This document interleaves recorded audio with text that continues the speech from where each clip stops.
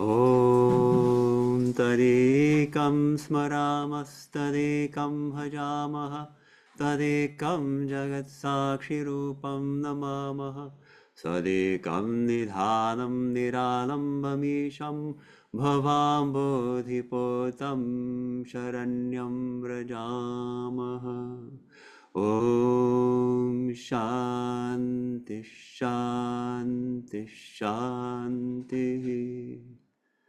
On that alone do we meditate, that alone do we worship, to that alone, the witness of the universe, do we bow. To that one who is our sole eternal support, the self-existent Lord, the raft to safety across the ocean of this world, do we come for refuge. Om, peace, peace, peace.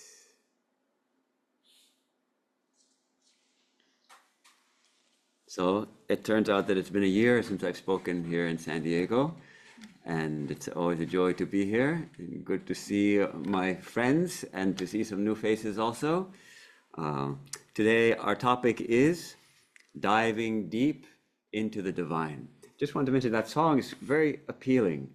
The light behind the stars is the light within our hearts, and that light is the highest light, the true nature of who we are. That's taking the Upanishadic idea, that beautiful verse, Natatra Suryo Bhati, there the sun does not shine, nor the moon, nor the stars, nor even fire, only he shining. All these other lights shine. All light we see is actually the divine light reflected. So Brother wrote this song, he got inspired by the Katha Upanishad. Right, that's in the Katha Upanishad, and it appears again in the Mundaka Upanishad. So it comes twice. Yes, I could recognize it. And Swami Vivekananda also loved that verse. He echoes that in his writings from time to time, that idea of divine light, that actually that is our true nature, and all light is just reflected light of the one light that we are. And our calling is to dive into that light, dive deep into it. And it's what an appealing idea, to be immersed in the divine, dive deep, like diving deep into the crystal clear waters of the ocean on a sunny day. And we go down, down, down. We have water on every side, and we go down into the depths where it's very quiet. And we are surrounded on all sides by an infinite expanse of water.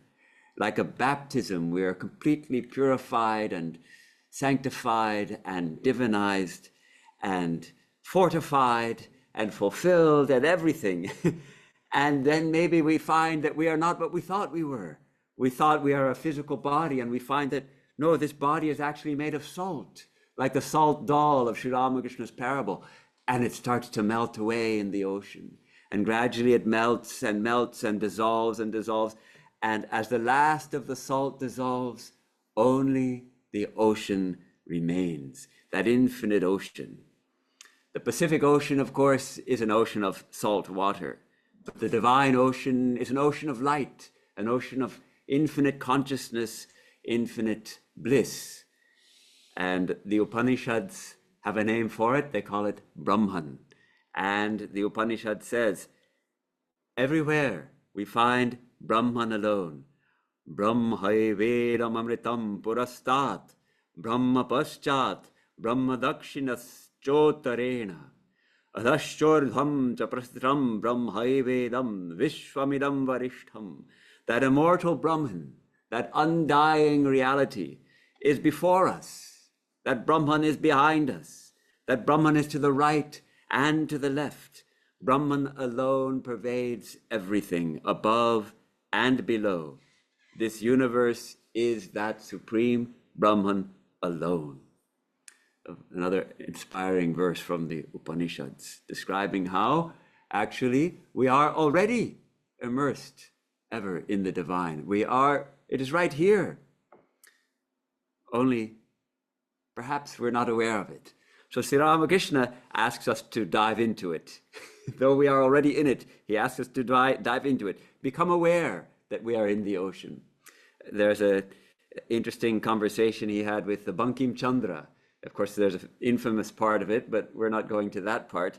He's encouraging Bankim, who was actually a famous Bengali author. He's telling him, he says, let me tell you something. What will you gain by floating on the surface? Dive a little under the water. The gems lie deep under the water. So what is the good of throwing your arms and legs about on the surface? A real gem is heavy. It doesn't float. It sinks to the bottom. To get the real gem, you must dive deep. This idea of diving deep where?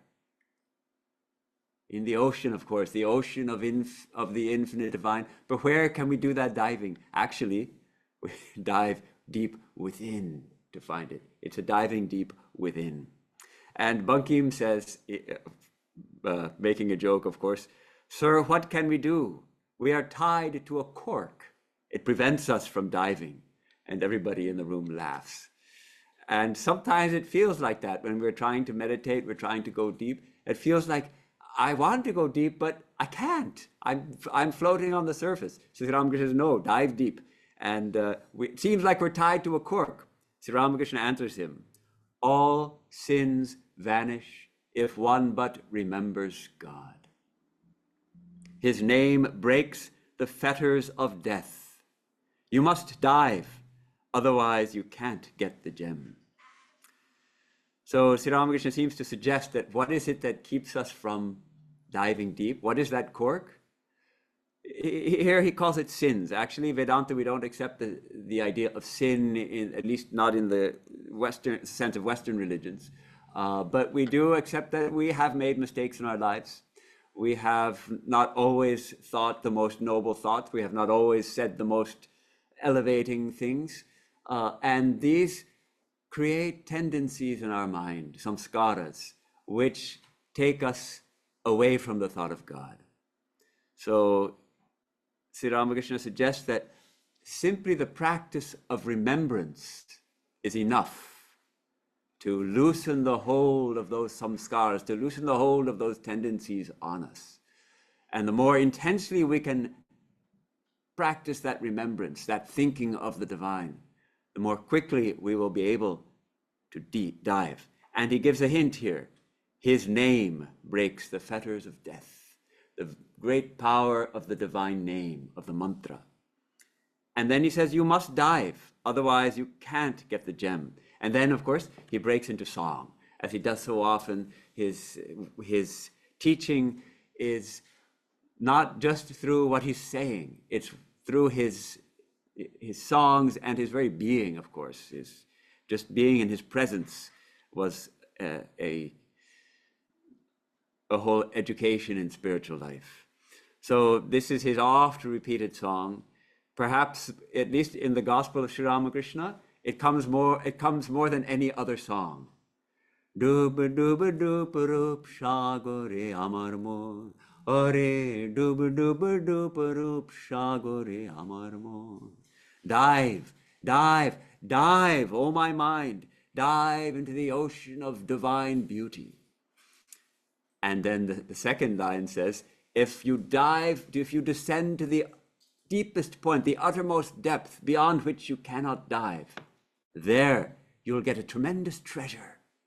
That treasure is the gem of prema, divine love, that all-encompassing, overwhelming, one-pointed divine love for God, that love that is God. So that is what Sri Ramakrishna asks us to do, to dive deep into the ocean and get the gems at the bottom, lying deep within us, that love that lies deep within us. So, and the cork, we cut the cork with the help of the name, with the help of the thought of the divine. And that cork, all our attachments, our aversions, our fears, our hang-ups, our inability to let go of things, we let them all go. We let them all go. Cut them with the sword of the name of God.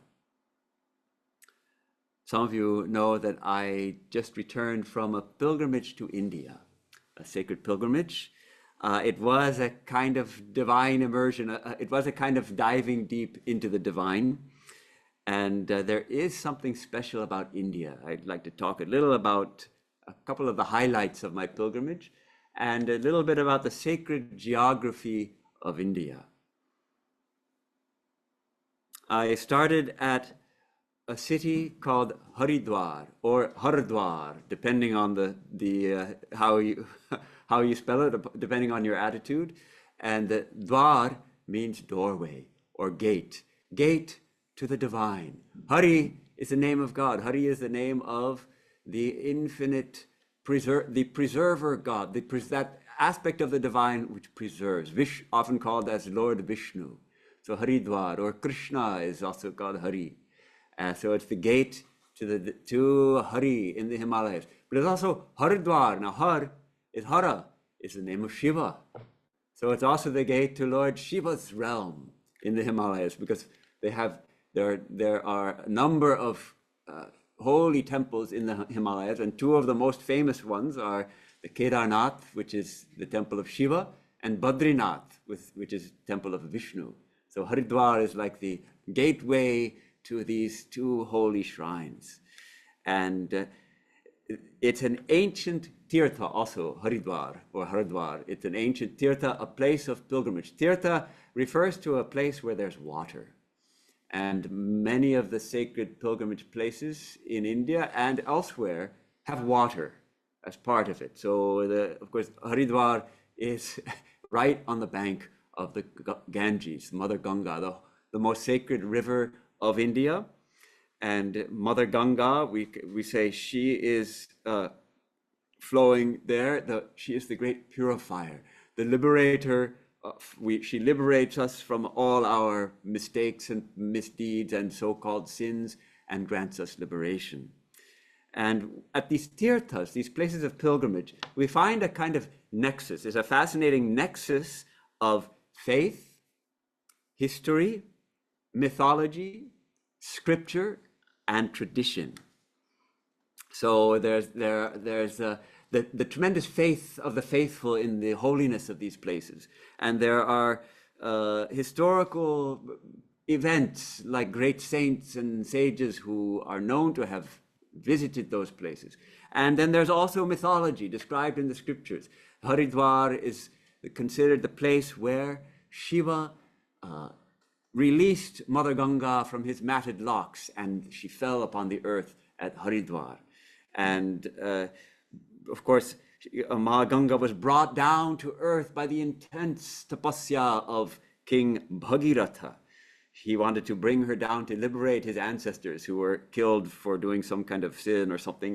The stories get pretty complicated and tangled up.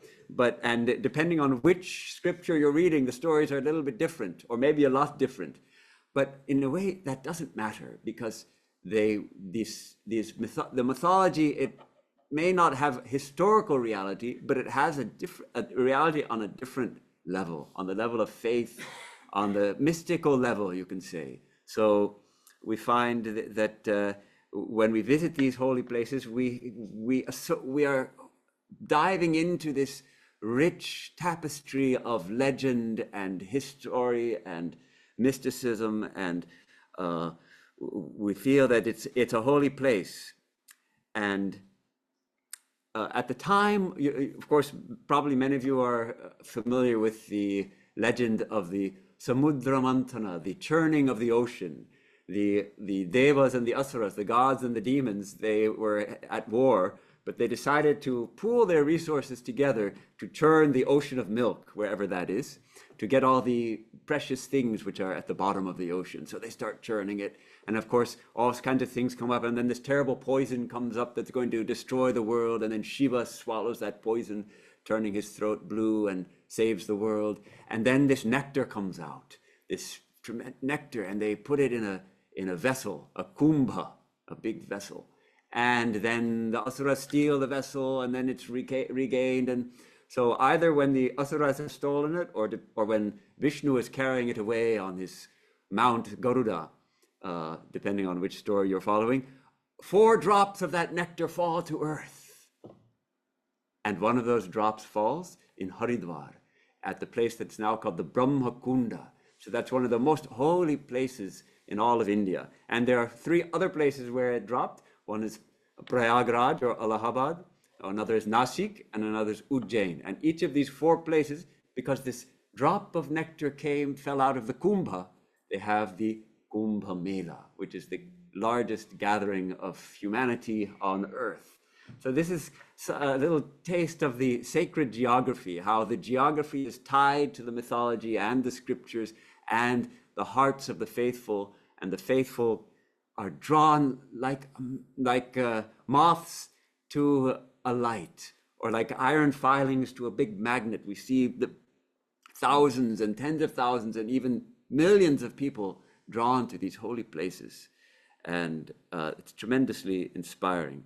So on the Mahalaya day, which is the new moon day in October, the beginning of the 9 nights Navaratri, that's a particularly holy day, I had the chance to go to this Brahma Kunda to have a holy dip in Mother Ganga. And I was astounded to see how many people, thousands of people lining the bank and pushing and making their way to get a holy dip. And I was with a brahmacharan of our monastery in Konkhal, and he said, "This is not crowded." So for me, it was really crowded, but for him, it was not crowded. But to see this holy attraction of the tirtha, of this idea of getting purified, of purifying myself, of letting go of all the mistakes I've done and becoming purified so I can prepare myself to see God, to know God, to attain even moksha, liberation. History. There's also history woven into this place, because Holy Mother visited Haridwar, and she brought with her some hair and nails of Sri Ramakrishna, holy relics of Sri Ramakrishna's body, and she brought them to the Brahma Kunda. And as she was entering the water, a wave of Mother Ganga rose up and took those holy relics out of her hand and accepted them.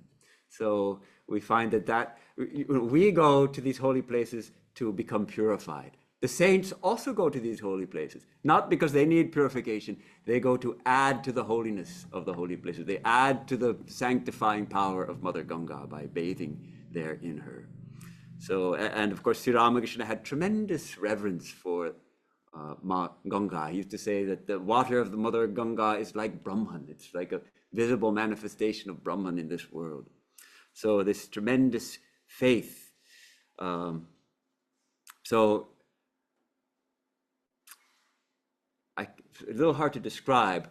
We arrive at this place where there's thousands of people, and we make our way to the Brahma Kunda, and there are people everywhere, and we have our bags, and in our bags we have our little towels. So we by turn, I change into my little towel, and I make my way. And I was bringing with me a little bit of the cremated remains of our Swami Atmatattvananda, Shiva. Most of we say ashes, but actually it's more like bone remnants, were immersed into the Pacific at the time of Kali immersion. But we saved a little bit for India. And so on this day at this holy spot, I brought these ashes, so-called ashes. And so I'm carrying that in a Ziploc bag. We have to be practical after all. I found a little passage where I could get into the water, and I got into the water and immersed the ashes and saved the bag, didn't throw it into the water, didn't leave it there, and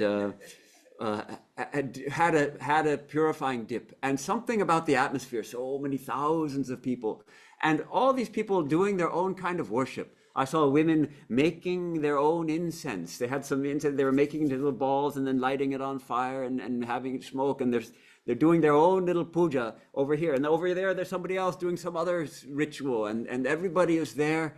Why? To touch the mother, the purifying Mother Ganga, and immerse their bodies and therefore their whole beings in that water and be completely purified and baptized, as it were. And so I had this real sense that our dear and revered brother Shiva Swami Atmatattvananda, I thought of him being completely purified. Of course, he has left the body a few years ago, so we don't worry about him. But still, I had that extra thought of prayer for him, and his whatever last remains are being purified and immersed in the Ganga. And I also had that sense of coming out completely purified. And then I came out and I held my brother's things, and he went in and had his dip. And then we returned to the ashrama. So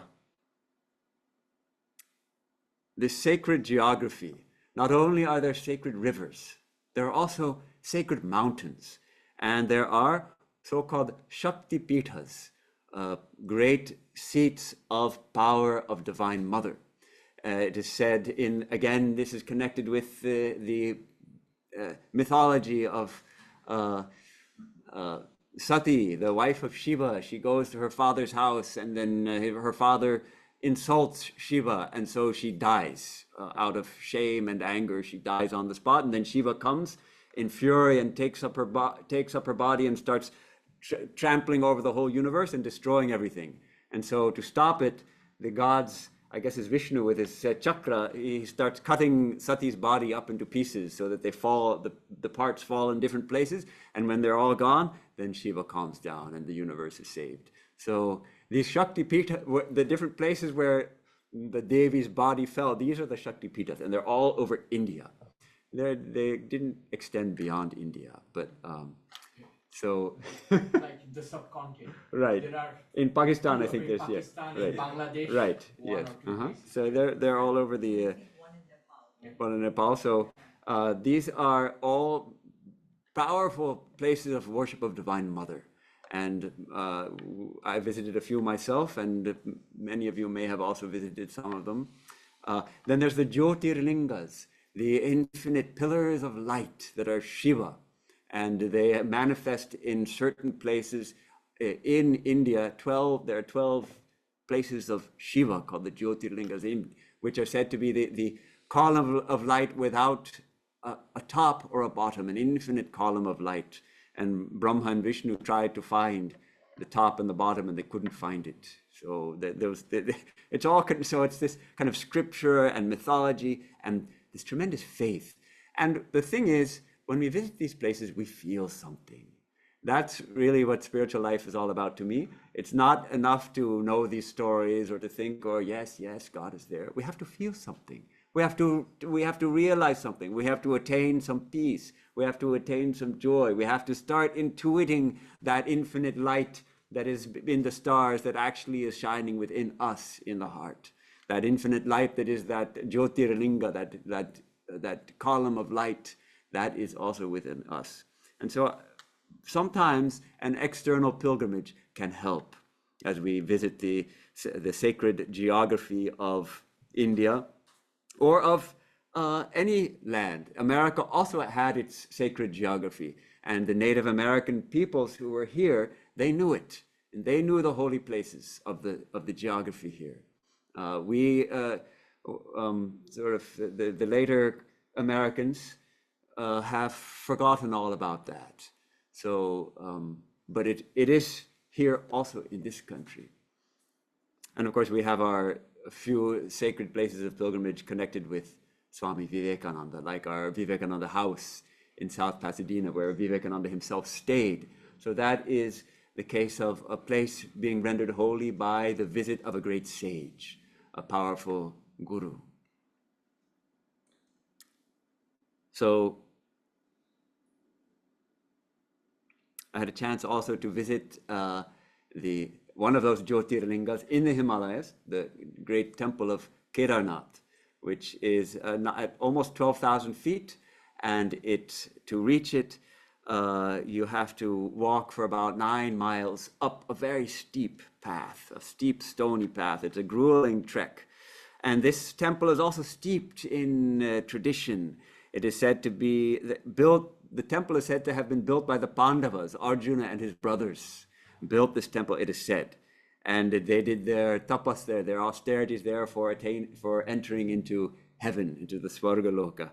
And Shankaracharya is said to have left his body there. So it's the source of the Mandakini River, one of the tributaries which feeds into which forms the Ganga a little further downstream.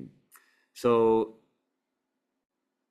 it's a long trek up the mountain with thousands of pilgrims walking up this path. Not only walking, also riding up horses, but it's not as easy as it sounds. It's also pretty grueling on a horseback, and those who ride the horseback, they get that what do you call, saddle sore, pretty seriously saddle sore, I think. And I saw someone fall off a horse too, so it's not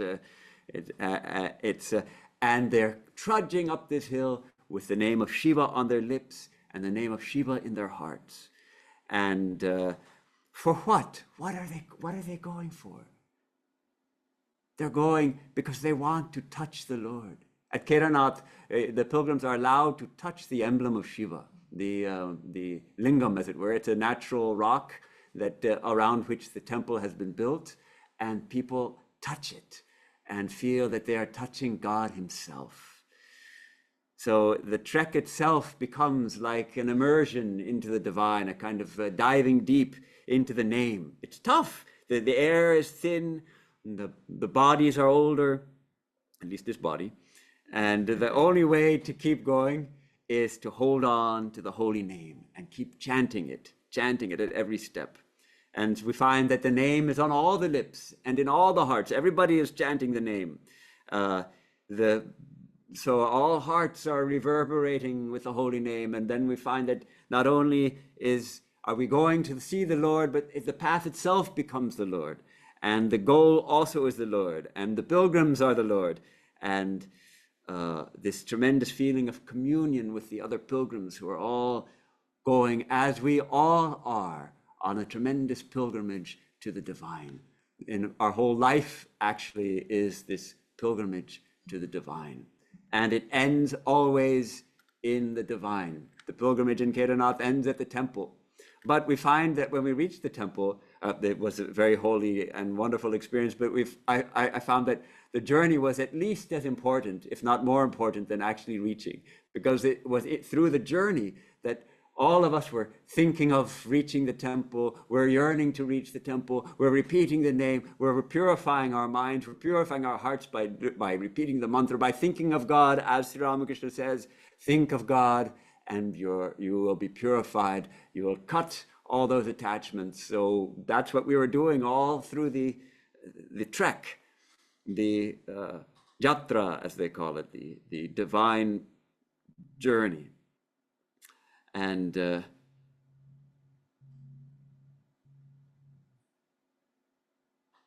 natural beauty. Beauty really is not the right word. It's a majesty. Words fail to describe the tremendous vastness, the awesome glory of the Himalayas. It enhances our experience of the pilgrimage. The mountains themselves become the visible manifestation of the divine, that they are the largest things on earth, the largest, and pictures just cannot capture the immensity of the Himalayas. When we are faced with them, where our breath is taken away. And then, of course, as we descend from the pilgrimage, we feel fulfilled, we feel a tremendous contentment, a tremendous joy, still feeling that thrill of knowing that we have touched the divine and knowing that we are always touching the divine. So sometimes when I was there looking at those holy peaks, it struck me on the first that my eyes did not get tired of looking at them. I could look at them for hours.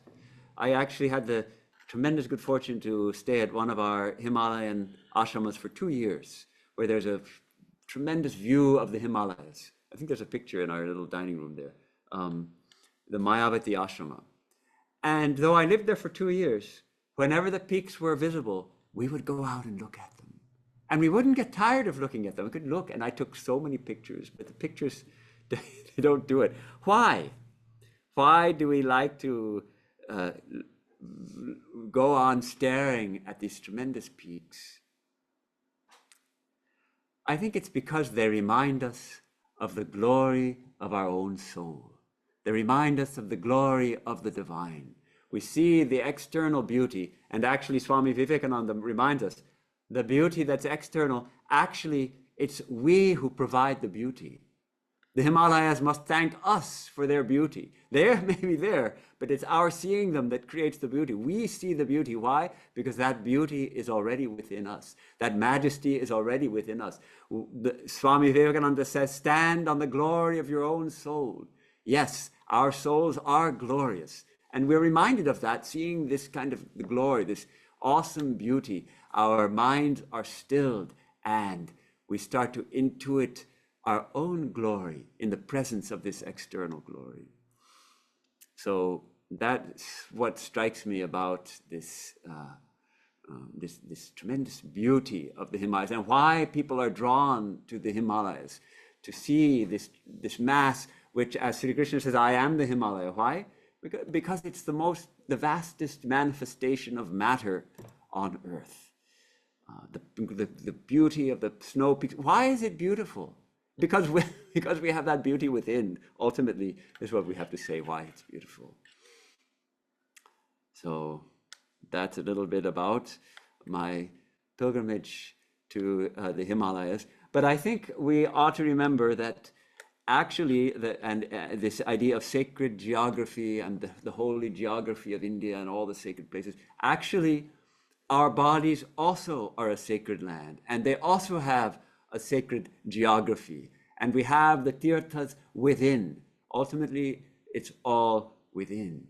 So the greatest pilgrimage is the pilgrimage we make to the cave of our own heart, where we find the divine shining there. So that ultimately is the pilgrimage. In my case, I found a great help and inspiration in making the external pilgrimage as well. And of course, as Sri Ramakrishna suggests, a pilgrimage is not only to be experienced at the time. Afterwards, you go on a pilgrimage, you gather in the experience, and then you keep it. And when you come back home, or in my case, come back to my monastery, I have no home, we chew the cud, like a cow that eats the grass, and it stores the chewed up grass in a certain stomach, and then it brings it back up because it has to be chewed more in order to be digested properly. So all night long it's chewing the cud, right? So we also have to chew the cud of our holy experiences. We have had a holy experience. Maybe we have met a great spiritual teacher, or we have visited a holy shrine somewhere, or we have done something, some holy experience we have had. Gather that experience, hold it. We don't have to analyze it. We don't have to tear it apart. We don't have to tell everybody about it. We keep it, and when we go home, then we start to relive it and remember it, and it continues to teach us and continues to inspire us. So that is something to remember when making a pilgrimage, to chew the cud afterwards. Now, I thought we could also, in the remaining time, touch on another interesting idea about diving deep. As most of you probably know, on 20th October, about 3 weeks ago, not quite 3 weeks ago, we celebrated the Kali Puja in Hollywood, the annual worship of Divine Mother in the form of Kali. And we one of the devotees constructs an image in this year, it was made of straw and clay. And we make this form of Mother Kali with her 4 arms, and she's saying, don't be afraid, and I'm giving you whatever you need. But she also has the sword and the severed head and a garland of severed heads. She is quite a union of opposites. And we worship her for devotion, for detachment, for liberation, for whatever we need, actually. And as you know, as part of the rituals, her presence is invoked in this image, and we invite her presence in the image through a certain process. And then we perform the worship. And afterwards, we say, okay, we're done now. You go. And we take the image and we take her down to Newport Beach, and we get on a boat and we go out onto the Pacific Ocean, and then we say, Ma, come back again next year, will you? And then we throw her overboard. And usually she sinks like a rock, boom, dives deep down into the ocean. Only this year, she didn't sink. Because she is the sculptor, Uma, she had been to India and saw how they make the images in India. And in India, they make them with an armature of straw, just straw, and covered with clay, successive layers of clay. So Mother Kali, though the image was quite heavy, but she was filled with air, straw, along with air. So when we threw her over, she floated there for a long time. But surely, eventually, she dissolved. And the idea is that infinite, formless divine reality takes a form for us so that we can worship and adore her and have some external expression of our devotion, which is tremendously helpful for at least some of us in spiritual life. And then she goes back to the formless, and she dissolves back into the ocean. And there's a beautiful way this is symbolized is, of course, the image, first of all, is made by a devotee. It takes months and many hours, and surely she is thinking of the Divine Mother so much. It's like a meditation for her. And when we perform the worship, that itself takes many hours. And there are mantras and music and prayers and meditation and flowers, heaps and heaps of flowers laid at the Mother's feet. And then, of course, how is this done? The worshipper takes the help of a special mantra called the dhyana mantra, a mantra of meditation describing the form of the Divine Mother. In this case, Mother Kali, she's described more or less as we see her, with her hair flowing freely and the garland of severed human heads. And it gets quite graphic, actually. The Mother's body, her beauty is enhanced by the adornment of the drops of red blood on her black body that are dripping from the severed heads on her garland. Has all these quite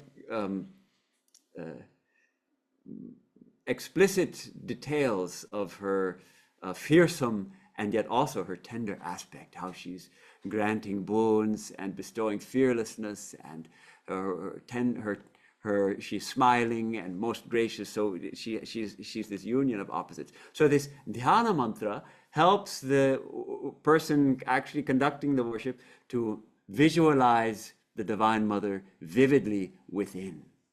So once that image of Divine Mother is established vividly within with the help of this dhyana mantra, then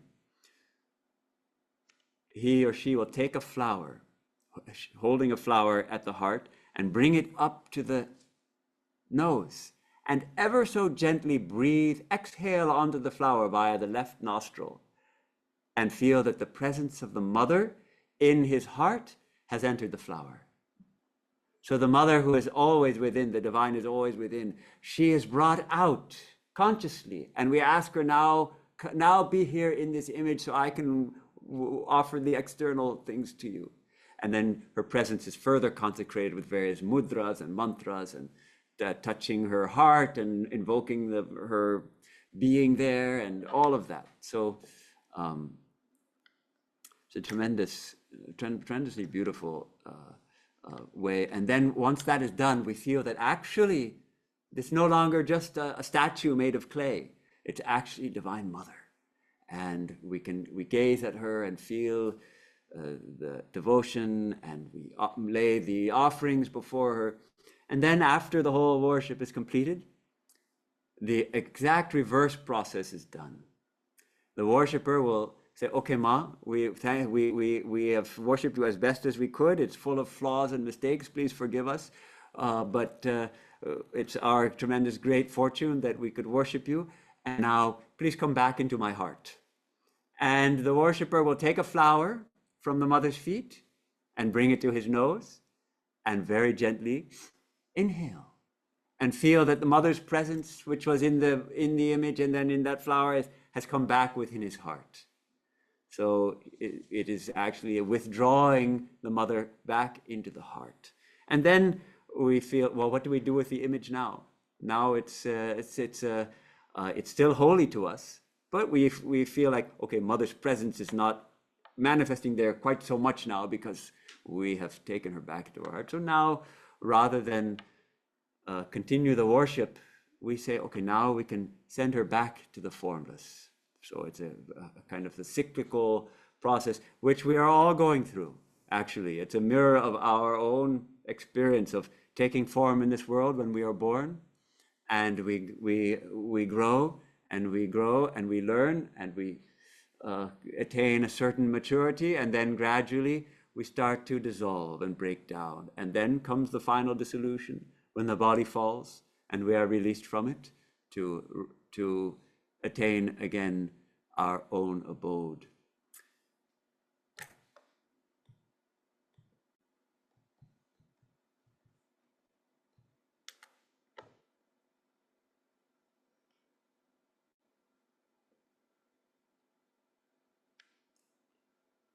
In India, the worship of Divine Mother is at our main monastery in Belur is done to the nth degree at the time of Durga Puja. And the worship goes on. It's 9 special nights. The mother is invoked. Here also we have this kind of mixing of tradition and history and scripture and mythology. And there are several different myths which entwine to form this Durga Puja. One of them is that Ravana, when he was going to kill, not Ravana, Rama, Rama had to kill Ravana, the demon in Ceylon, Sri Lanka.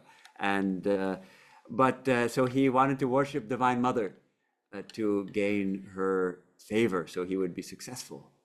And, according to the tradition, in the 6 months of after the solstice, the gods are sleeping. So first he has to wake up the mother. So when we do this worship, we also wake up the mother first. It's called Bodhan. We say, "Oh, mother, come from your slumber and come here." And so that's one of the traditions. And there's even a beautiful story about that. Rama vowed to offer 108 lotuses to Divine Mother Durga. And when he reaches mother, he finds that Ravana is already sitting in her arms, because Ravana has also worshipped the mother to gain her blessings. So he's vowed, I'm 108 lotuses. So he offers 107. And the last one is gone, is missing, because the mother herself has snatched it. So he calls for a knife, because he's the lotus-eyed one. He calls for a knife. He will not be defeated. He's going to cut out his own eye and offer that as the last lotus. And that won the mother's grace, that determination. So there's that. And then there's this idea of Mother Durga. She is Parvati Uma. She has married Shiva, and she lives all year round in the Himalayas with her husband. And she comes home to her parents once a year for 3 days. And we are her parents. The Bengali family is her parents. And we welcome Mother Durga into our home as our mother, but also as our daughter. So there are these touching songs saying, "Oh, Giri, my husband, go and fetch Uma. It's been a whole year. Go and bring her. This time when Shiva comes to take her back, I'm going to say, she's not here." All these kind of touching songs that they sing before the puja starts. And it's done to such a degree that, and of course the main image of Mother Durga, which is worshipped, is when she's slaying the buffalo demon, Mahishasura. It's again somewhat gruesome. The buffalo's head has been severed, and out of the buffalo's body is coming this green, horrible-looking demon. He's actually pretty good-looking, but green-bodied, so he's fierce, very fierce. And he's getting stabbed with Mother's trident. And he's expiring as we, it's like the moment when she's slaying the demon.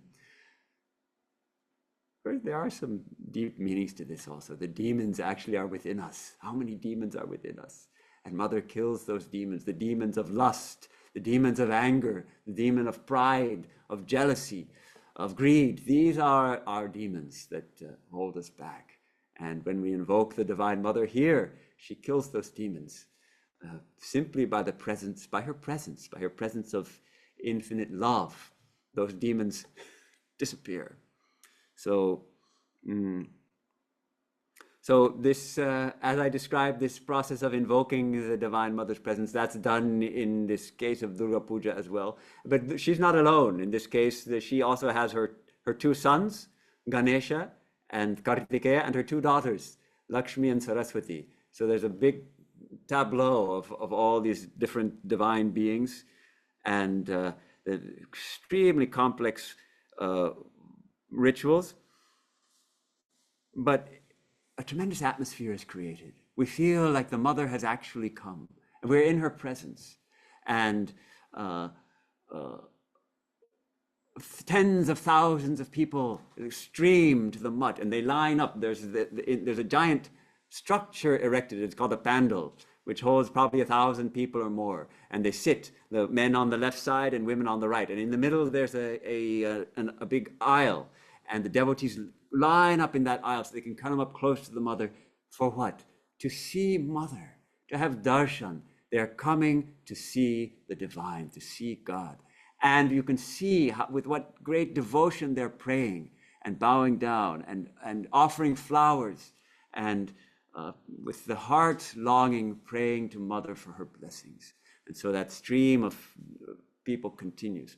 One of the most powerful parts of the worships of the 3 days is when the Mother's presence is invoked in a living girl. Usually she's about 5 years old, and she's dressed like a divine goddess. And she's brought out onto the platform where the worship is done, and there's a little throne prepared for her, and she's put on this throne, and it looks like the Divine Mother before us in the form of a little girl. And the crowd goes wild, as it were. Not quite like a football game, but something like that. The mood is one of tremendous exaltation. And all the women, they do their ululation. If you've never heard it, it's put your hairs on the back of your, all the hairs stand on end hearing that sound of 1,000 women going, and this girl is there, and she sits, 5 years old, she sits there for an hour while this worship is conducted. It's amazing. Something happens to her. She also somehow gets touched by the Divine Mother and starts to manifest the Divine Mother for that short time. So it's a wonderful ritual, and everybody loves it. The men and the women, they both love it, but women maybe even more. And this idea that recognizing the divinity, that Divine Mother manifests as all women. And she manifests especially in those who are pure in heart. So a young, pure-hearted girl, she manifests Divine Mother's grace in a special way. So that is a powerful experience. And then, after the 3 days, we know that this beautiful experience of being immersed in the thought of Mother all day long, worship all day long, we know it has to come to an end. There's no way one could maintain that kind of intensity of worship 365 days. We have jobs, we have work to do, we have people to serve. So it's just 3 days. And then comes this visarjana, this sending off, this throwing Mother into the river. And it's a bittersweet time. On the one hand, it's a time of joy. We've celebrated so wonderfully Mother's presence and we're happy. But then also many people will weep on this day, seeing that now we're sending Mother away. And there's a fascinating incident in the life of Sri Ramakrishna.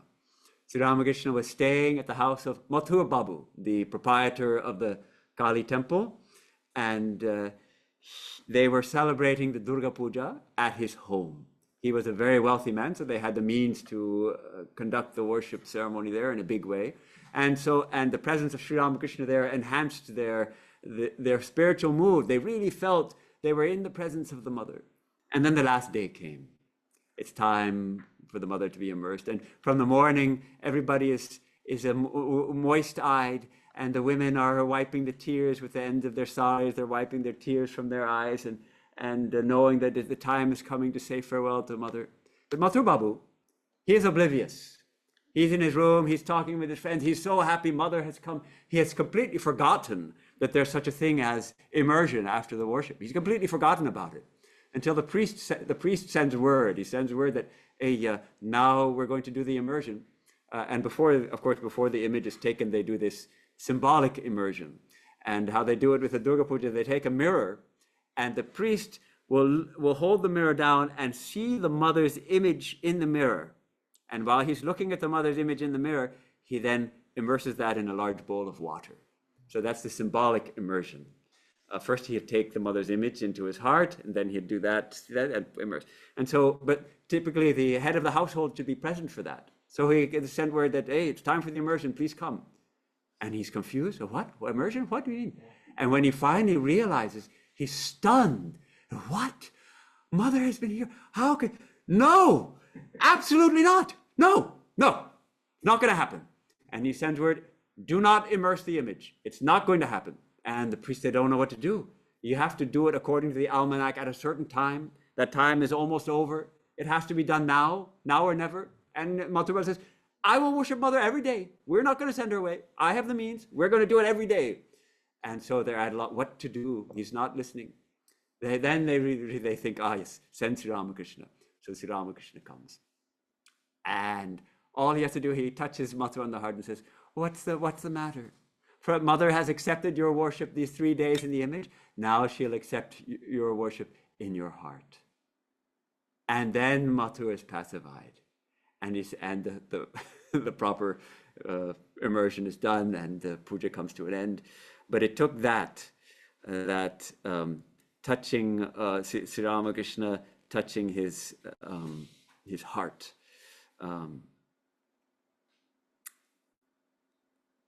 And I think Swami Saradananda suggests that most likely when Sri Ramakrishna touched him, because he had that power of transmitting spiritual experience with a touch, most likely he not only told him, Mother will accept the worship in your heart, he granted him the experience of seeing the Mother, of feeling the Mother's presence in his heart, so that he was pacified that yes, the external image can go, because ultimately it's all about here. So the lesson, there's a lot of lessons from this Durga Puja. This the cyclical nature of existence, from the formless takes form and dissolves back to the formless, that the Divine Mother is ever with us, is ever shining in our hearts, and we ask her to come out and accept our worship, and then we take her back within. Where to find God? Everywhere. Vedanta says everywhere. God is everywhere. Divine is shining everywhere, in everything, including in these dirty old slippers on the floor here. But it's easier to see shining in the holy image, or in a beautiful place of pilgrimage, or in the heart of a young child, or in the heart of a saint. Gradually, we expand our vision. So we start by seeing God in the temple, and in the holy images in the temple, and in the beautiful dawn with the golden colored clouds, or the way a bird is bringing food for its chicks. And gradually we expand our vision, so we start to see the divine even in the hearts of people who may irritate us, or whom we may not like, until we can see the divine in the hearts of all beings, and most importantly and especially in our own hearts. So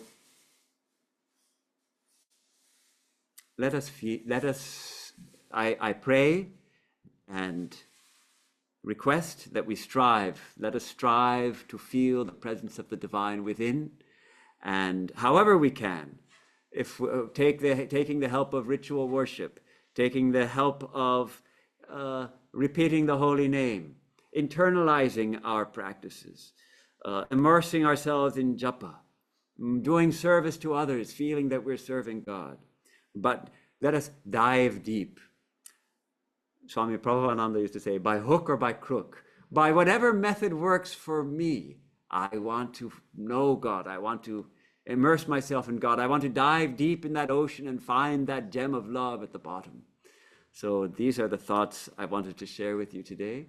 Thank you for giving me the time and opportunity.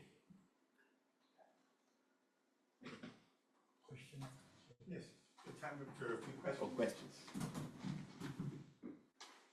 Yeah, microphone. We have working mic. Were these actually working? Are these actually doing something? No idea, man. Doot, doot, doot, doot. Doot, doot. Maybe not. We have one man here.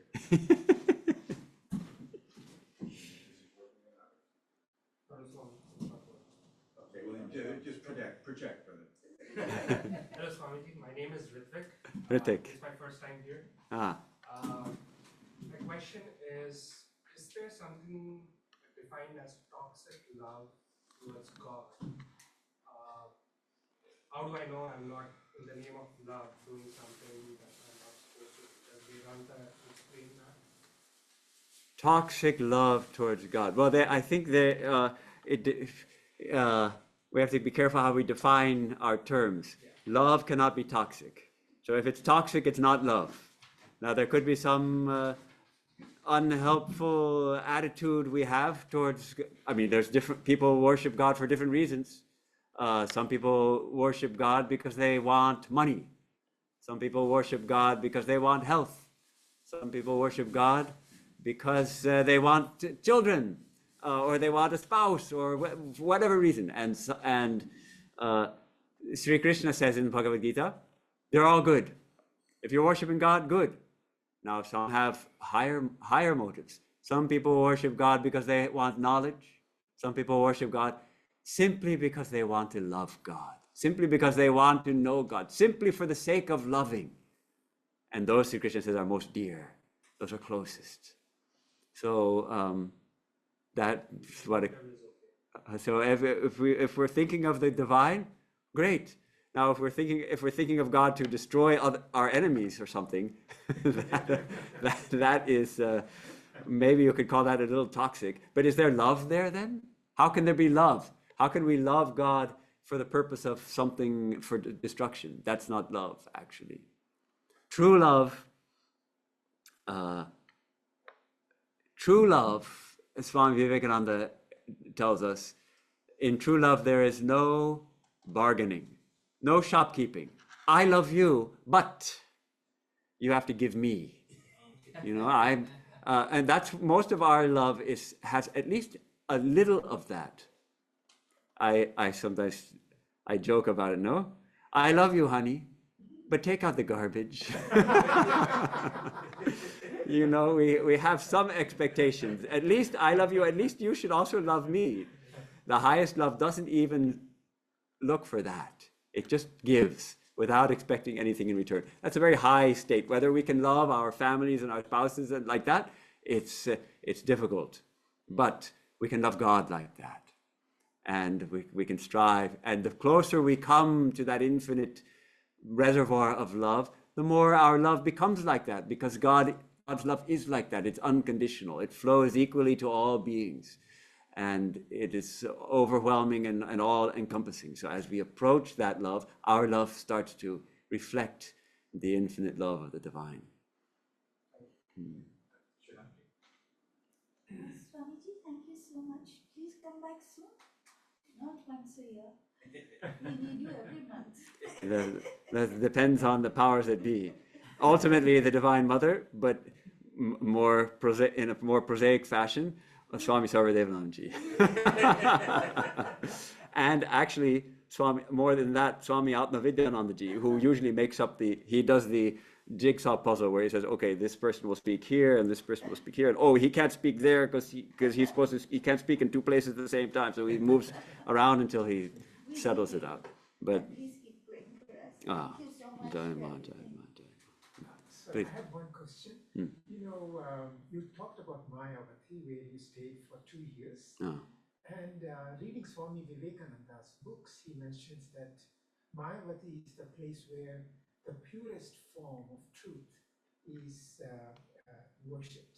And I think I was told there was no pictures there or no forms. Mayavati is the Advaita Ashrama. Yeah. It's the one place in our order. Actually, there's two because there's a branch in Calcutta, or now Kolkata, which is dedicated to Advaita alone.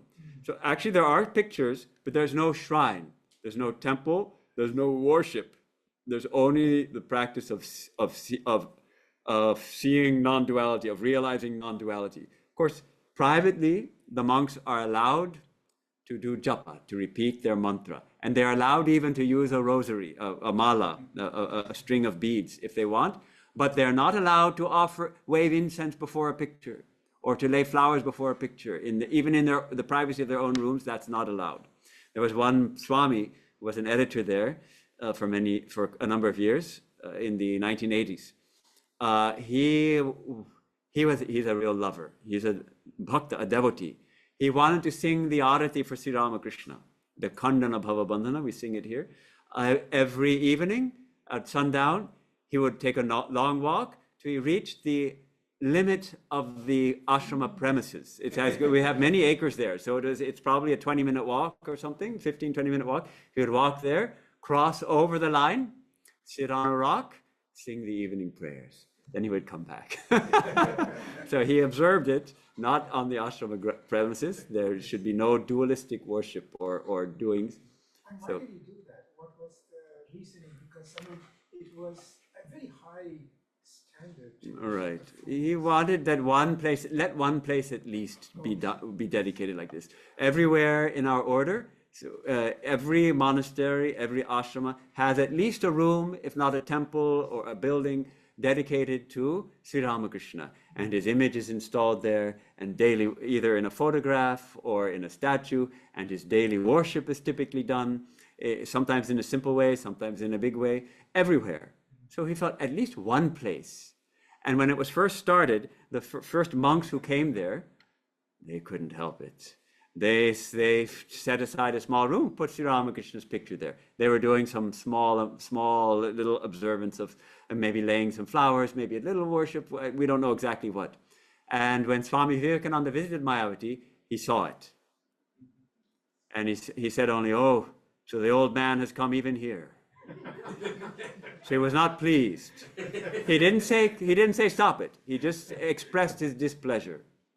So the monks said, Swamiji was a giant, everybody revered him so much, so they stopped it. But they were uncomfortable. Should we stop this? We want to worship Sri Ramakrishna. So they wrote to Holy Mother, Sri Sarada Devi, and asked her, what should we do? And she replied, Narayan is correct. Ramakrishna is Advaita. Ramakrishna is non-duality. You all are Advaitins. You are non-dualists. So it's perfectly all right. So that was the story that's one of the stories told at Mayavati. The only ritual that's permitted there is the so-called Viraja Homa ceremony, which is the fire ceremony of inducting someone into the sannyasa, into the lineage of swamis. So that is a non-dualistic tradition, so that ritual is permitted. No other ritual is permitted there. So what do you do? Just meditation on the formless? Right, meditation, study. Individually, the monks can do what they're doing in their hearts.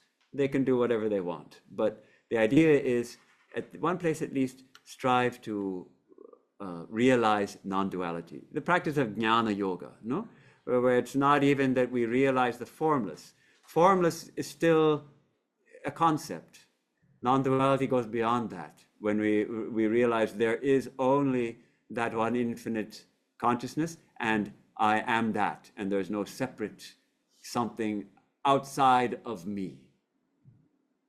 Capital M.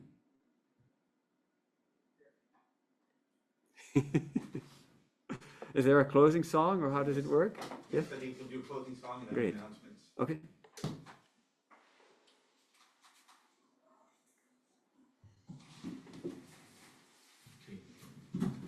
The words of this song, they're on page 27.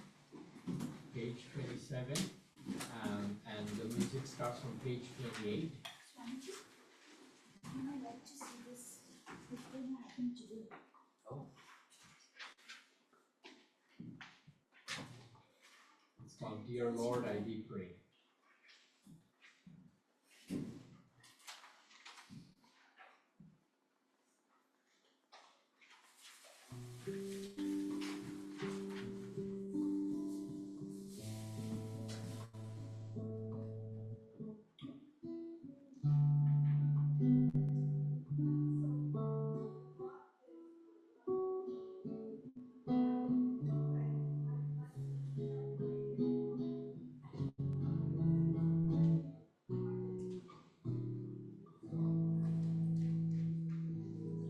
Dear Lord, I thee pray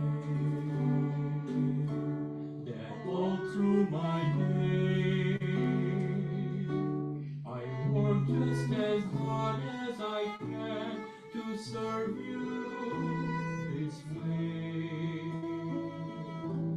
May I think of thee as I work along. Dear Lord, in my moments of rest, may these thoughts wax on. Dear Lord, I thee pray. In the fray, stand by my side. I pray, Lord, hear I. Oh, slay my grief and wrath. May they subside. May they subside in moments of calm.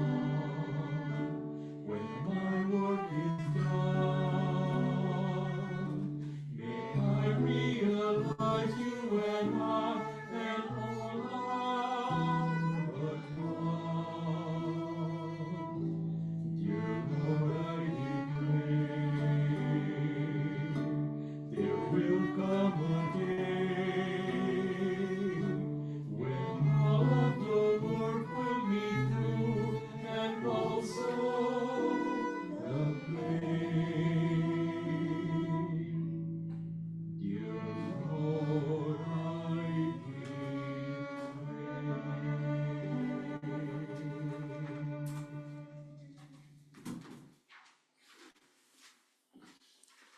Thank you for that song, brother.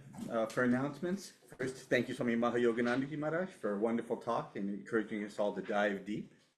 Next Saturday, Swami Sarvadevanandji will be here and give a talk. Swami Sarvadevanandji is the resident minister for the Vedanta Society of Southern California, and also, I believe, 14 other sub-centers, I think, by count, or something like that. They're very, very busy, so we're always honored we can have Maharaj with us. It'll be next Saturday. His talk will be The Web We Weave. Then we have a special program actually Friday before, the day before that. We haven't sent out an announcement. That'll go out either today or maybe tomorrow morning. We're doing a special, or Swami's doing a special program in honor of Devi Prasad Nayak, Swami Harinamanandaji's father, who did tremendous work at UCLA as a scientist. Actually did a lot of work that helped to win a Nobel Prize for two other people. But there's going to be a thing honoring his life. And that'll be, I think, around 7 o'clock after Arati on this coming Friday, and then there'll be lunch or dinner served to all. Swami Sarvadevanandji will be present for that as well, so that's a separate program, as it were.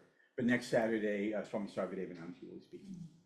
Would you please give us a closing chant? Also, there will be there's coffee, sweets, and prasad in the backyard, and you can, of course, say hello if you have any other questions for Maharaj.